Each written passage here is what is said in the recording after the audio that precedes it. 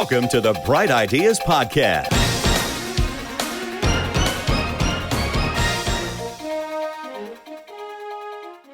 So for folks who maybe aren't super familiar with this space yet, or maybe don't see the big picture, one of the things that I do want to make sure people understand is what is going on in the Amazon private label ecosystem these days. And over the last 6 months, there's about 8 or 10 companies that have collectively raised over $1 billion. Several of them are my customers of my software. And that's how I was actually on a call before this, like 15 seconds before we started recording. I was doing a training with these guys. And they're in the business of buying existing Amazon FBA brands. And so this pool of companies has $1 billion to spend. And the ramifications of that for you, when I say you, I mean the audience who's listening to my voice right now, if you can build a successful, even a single product company, these guys will buy it. So even if you don't want to run something forever, I mean, you could literally spool up a business in an 18 to 24 months, sell it for what it would have earned you over the next, say, 3 years. If you do the math on that, it can be a very, very compelling business. And guess what? Once you've done it once, you'll have the confidence to do it again and again and again and again. And these companies aren't going away anytime soon. They're going to be buying businesses. It's called a roll-up. That's the financial lingo for it. They're going to be doing this for some time yet. So there's a tremendous opportunity. Well, funny you mentioned that because that's my next business. So I've actually gone out and raised money to buy businesses like mine.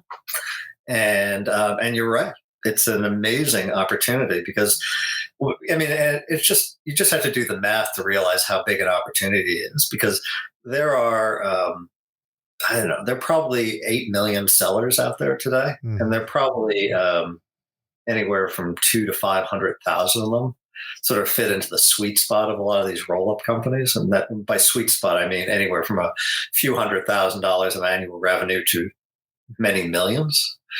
And so you have all this money flooding into that market to buy these little businesses. And typically they buy them for roughly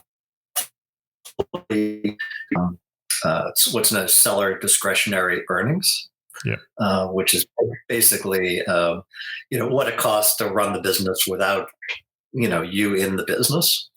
And so it's a great opportunity for people to, build up a small brand and then, sell it. In fact, today I just bought my first Amazon business, relatively small one, and I paid the 3 times seller discretionary earnings for it. And then we're going to obviously try and improve it and grow that revenue beyond where it is today. So without disclosing anything you don't want to disclose, what'd you buy? I'd rather not tell you what the product is. Yeah, but you don't have to say that. But it's a relatively small one because we wanted to basically show how much you can really improve the earnings and revenue for these businesses. And there, a lot of people who want to sell potentially can do so by posting them on one of the brokerages. They can contact us as well. We're one of them. The company's called Sorfeo.com. But I think it's a great opportunity for your audience to, invest a relatively modest amount of money to build a sort of a mini brand. And then very likely if you have any kind of real success with it, and by real success, I just mean, prove the market fit, prove the market wants what you're selling. Then, it's very likely one of these roll-up companies will come your way and want to buy you. So how about this as a strategy? And I'm literally spitballing as we go. So whether somebody in my audience is thinking, I'd like to sell my company to a roll-up company. That sounds cool, but I don't want to launch any products from scratch. What if I was to look on Amazon for products that had a high review rating, but not very many reviews?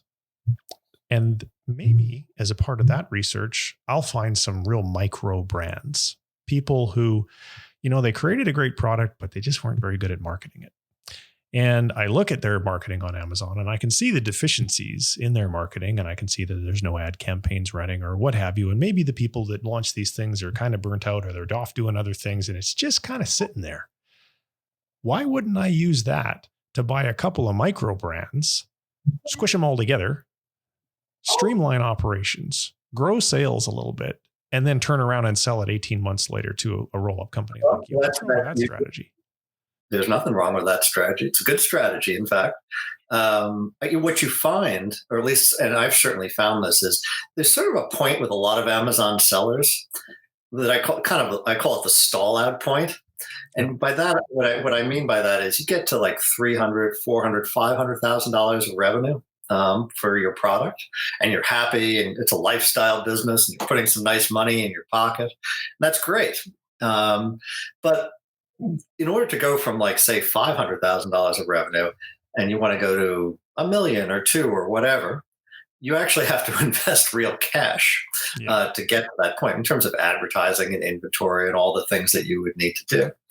And what happens is a lot of these guys don't want to do that, because if I'm putting $100,000 in my pocket every year from this business, to take, I don't know, 20 or 30 out of your pocket, which you might want to use to go on a vacation or something, and putting it in advertising, doesn't necessarily sound like something you want to do. So you're kind of left with this interesting conundrum if you're an Amazon seller, which is you either find investors to help fund it for you, but if it's a lifestyle business, you tend not to want investors, or you take on more debt, which, has pros and cons associated with, and a lot of people don't like taking on more debt. So you find that there are a lot of these Amazon businesses that just sort of stay in this sort of cash flow mode, even though their potential upside might be, quite significant.